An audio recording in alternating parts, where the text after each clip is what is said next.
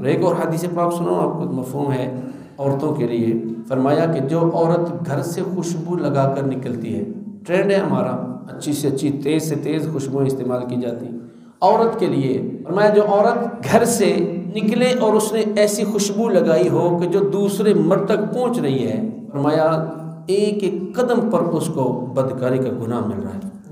جس بندے تک اس کی خوشبو جائے گی اس بندے کے مطلب کے نامہ اعمال میں اس کے عورت کے نامہ اعمال میں اس کے لیے گناہ لکھا جائے گا۔ لہذا خوشبوئیں عورتوں کے لیے وہ نہیں ہیں۔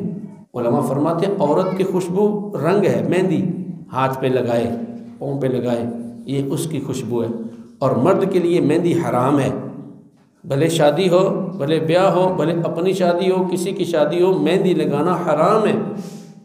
اور یہ مرد جو ہے وہ دوسری مطلب کہ پرفیوم لگا سکتا ہے، عورت پرفیوم نہ لگائے۔ ہاں گھر کی چار دیواری ہے اور اس نے کہیں جانا بھی نہیں ہے اور اس کے سارے ہیں بھی محرم، باپ ہے، بھائی ہے، بیٹا ہے، شوہر ہے، تو اب وہ گھر میں لگا سکتی ہے، لیکن کیا پتہ کب گھر سے باہر نکلنا پڑ جائے تو خوشبو لے کے باہر نکلے گی تو گناہ گار ہوگی۔